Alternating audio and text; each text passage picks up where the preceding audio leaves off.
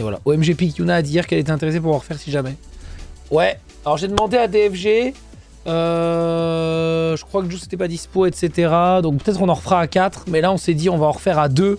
Là maintenant ce soir. Et voilà.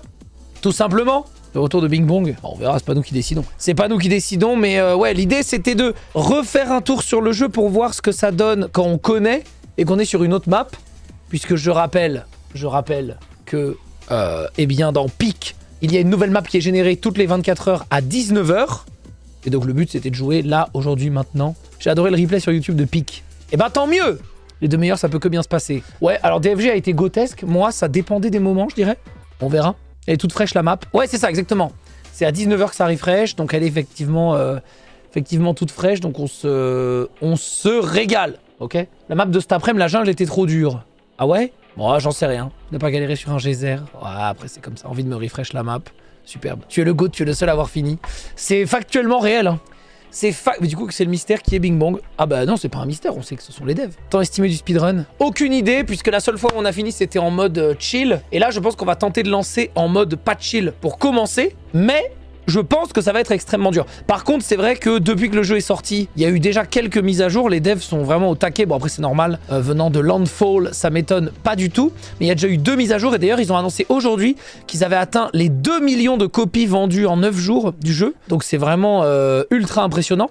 Pour un petit jeu comme ça dont le concept est très simple. D'ailleurs, il n'est plus en promo, il n'est plus dans sa promo de lancement. Il est à 7,49 € et non plus à... Je crois qu'il était à 5 balles à son lancement. Là, il est plus dans sa promo de lancement. Et 92% d'avis positifs sur Steam, 15 000 évaluations. Enfin, c'est vraiment... c'est un carnage. C'est un carnage de succès. Donc, bien joué à eux. Et c'est rigolo de voir qu'on peut encore faire des jeux, en tout cas en apparence, assez simples. Très, très, très easy to learn. Pas forcément hard to master, mais en tout cas easy to learn et un jeu court, multijoueur avec le principe très simple, très peu de touches. Et donc c'est vraiment pas mal. C'est vraiment pas mal. Ça reste très peu, même hors promo. Ouais, c'est très très peu. Alors, les jeux à moins de 8 € sur Steam et qui ont un succès comme ça, c'est plutôt rare. Évidemment, il y en a. Évidemment. Mais c'est pas du tout commun.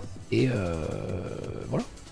Au vu de la dernière soirée avec DFG sur Zera Pokerayu, tellement hâte de cette soirée. C'est vrai qu'on avait fait une petite soirée chillax tous les deux là à se balader dans le monde.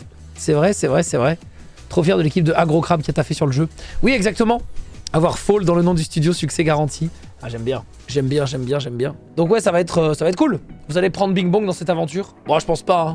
On va rien prendre du tout. De toute façon, on sait que si Bing Bong veut arriver, il arrive. Nous avons eu la preuve vivante. Je pense que rematch en jeu payant, c'est une erreur énorme. Non, pas du tout. Je pense que c'est le genre de truc que t'as pas le choix de faire quand t'es un éditeur qui est pas capable de tanker du free-to-play. J'en avais déjà parlé quand les gens étaient sortis. Mais enfin, quand les gens étaient sortis du bois, entre guillemets, pour commenter ce modèle économique. Il peut revenir d'entre les morts, Bing Bong. Exact! La soirée de lancement Pokerayu. Ouais, c'est vrai. Trop cher, rematch, IMO. Ouais, j'en sais rien. C'est difficile parce que je suis pas du tout joueur de ce genre de jeu. Même si moi j'ai adoré découvrir le jeu, etc. Parce que là, il coûte combien? Ouais, 25, 35 ou 45 selon l'édition. Après, bon, sur Steam, en général, tu mets jamais en promo un jeu pour le vendre plein pot. En général, tu mets en promo un jeu pour le vendre en promotion. Et souvent, les développeurs pensent pas au prix plein. Quand ils mettent le prix d'un jeu, ils pensent au prix qu'il aura à son lancement, avec la promo de lancement, et au prix qu'il aura dans les premières phases de solde, etc. Après, néanmoins, Rematch, c'est quand même 80 000 joueurs par jour, là, je vois. Même encore maintenant. En pic, ce qui est colossal, hein, ce qui est énorme, hein, ce qui est absolument considérable. Voilà, pour vous donner une idée, pic, c'est à peu près 95 000 joueurs par jour, alors qu'ils ont vendu 2 millions de jeux. Et Rematch, c'est 80 000. Et il coûte 25 balles, vous voyez ce que je veux dire? Donc est-ce que le prix a freiné tant de gens que ça? Probablement que oui, mais c'est difficile de se rendre compte à quel point, combien. Et après il y a aussi un autre truc, c'est s'il avait été en free-to-play, est-ce que du coup il n'y aurait pas eu trop de gens, ils auraient raté le lancement parce que tous les serveurs crashent, parce que tout le monde veut essayer, du coup le jeu crash en termes d'évaluation, ils ratent leur lancement, tout le monde dit que c'est de la merde, plus personne joue, du coup faut revenir là-dessus, mais en même temps t'as pas gagné de thunes parce que le jeu était gratuit. Enfin en fait vous voyez ce que je veux dire? En fait il y a plein de choses qu'il faut prendre en compte dans ce genre de choses, c'est vachement compliqué. Le foot, ça reste un domaine hyper prisé. Ouais, mais aussi un domaine ultra concurrentiel. Les deux concurrents principaux de Rematch étant FIFA et Rocket League, et il est à la frontière entre les deux. Voilà, c'est pas facile, hein, c'est pas du tout un domaine facile. Hein. Aujourd'hui, tu te lances dans un concept de jeu vidéo et tu dis je vais faire un jeu de foot. Bon, tu vas avoir des éditeurs en disant je veux faire un jeu de foot. Il y a peu de gens qui vont te dire ouais, nickel, vas-y. Signe en bas, pas de problème, on finance. Je pense même qu'il y en a aucun, hein, en réalité. Donc il faut quand même Faut quand même assurer, hein, effectivement. 1 million de ventes, là, je lis, c'est un vrai chiffre. Je fais une recherche courte. Je sais pas, pour Rematch, bon, en général, quand les éditeurs, enfin, quand les développeurs annoncent pas eux-mêmes, il faut quand même se méfier des chiffres, même s'il y a des moyens d'estimer. Sur Steam, avec les évals, le nombre de joueurs en pic, etc. Mais on peut estimer que ça doit être plus ou moins 1 million, voire plus de joueurs, je pense. Étant donné que, tu vois, quand tu vois Peak, qui a 15 000 évaluations positives et qui est à 2 millions de ventes et 80 000 joueurs par jour, bah, Rematch, il a 14 000 évaluations positives et 80 000 joueurs par jour. Enfin, 90 000, pardon. Donc tu peux estimer que c'est 1 million, voire plus. Je pense que c'est plus d'1 million de ventes, effectivement, à mon avis, pour Rematch. Ça me paraît assez évident. Et franchement, s'ils ont fait plus d'1 million de ventes, c'est déjà un succès. En fait, ça veut déjà dire que c'était le bon modèle économique et que c'était pas une erreur. Donc, surtout si la note d'évaluation elle est à 80% positive. En fait, évidemment, c'est pas forcément l'idéal, c'est pas forcément ce qui va contenter tout le monde, mais ça veut dire que c'était le bon choix à ce moment-là, en tout cas pour le jeu. Voilà, il n'y a pas de...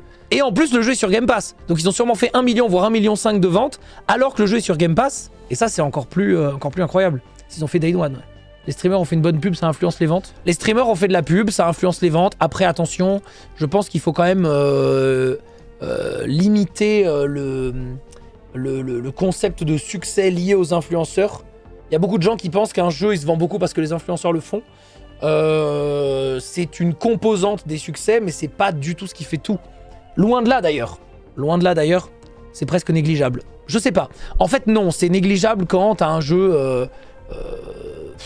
comment dire, c'est négligeable quand un jeu est à gros budget avec des influenceurs longs, tu vois. Genre c'est négligeable pour un Call of Duty, c'est négligeable pour un FIFA, c'est négligeable pour un truc comme ça, mais quand t'as un jeu genre typiquement Clair Obscur Expédition 33, je pense que les influenceurs ont une grosse part de responsabilité dans le succès du jeu.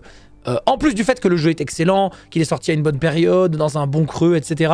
Mais typiquement, c'est un jeu que peu de gens connaissaient et qu'il y a beaucoup de gens qui ont fait sortir en disant « Regardez, jouez absolument à ce jeu, c'est super, c'est bien produit, etc. » Among Us, voilà, c'est un bon exemple aussi quand c'est un jeu multi, entre personnes qui doivent jouer absolument ensemble, évidemment. Donc, mais en fait, ça dépend des gros jeux. Ça dépend des gros jeux, tu vois. Genre aujourd'hui, une extension de World of Warcraft, t'as beau avoir plein de gens qui streament Day One, payés ou pas d'ailleurs, les influenceurs comptent pour 0 dans le succès d'un lancement d'extension, enfin très peu. C'est un jeu qui avance tout seul avec sa fanbase, etc. Là où, effectivement, il y a certains jeux, c'est pas pareil. Il a fait 100K joueurs dès sa sortie, mine de rien, avant même les streams. Ouais, mais quand même, tu vois. Je pense que c'est quand même un truc qui... Enfin, si tu parles de Clair Obscur, j'imagine, Nariel. On n'était pas dans la sortie d'un Final Fantasy, tu vois. C'est ça que je veux dire. En fait, on n'était pas... C'était un jeu que beaucoup de gens qui connaissent pas forcément le milieu du jeu vidéo connaissent pas. Oula, c'était un peu de la merde la phrase, mais vous avez compris, je pense. Je pense. T'as joué à Dune Awakening. Ouais, Dune Awakening, bon exemple aussi. Dune Awakening, il y a eu des OP, il y a des streamers qui ont streamé le jeu, mais je pense que la part de vente liée aux influenceurs est très faible sur Dune, typiquement. Parce que déjà grosse licence, le jeu a une com depuis pas mal de temps, etc.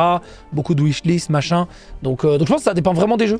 Donc est-ce que les influenceurs ont une part, les influenceurs, streamers, créateurs, ont une part dans les ventes du jeu, enfin ont une responsabilité dans les ventes du jeu?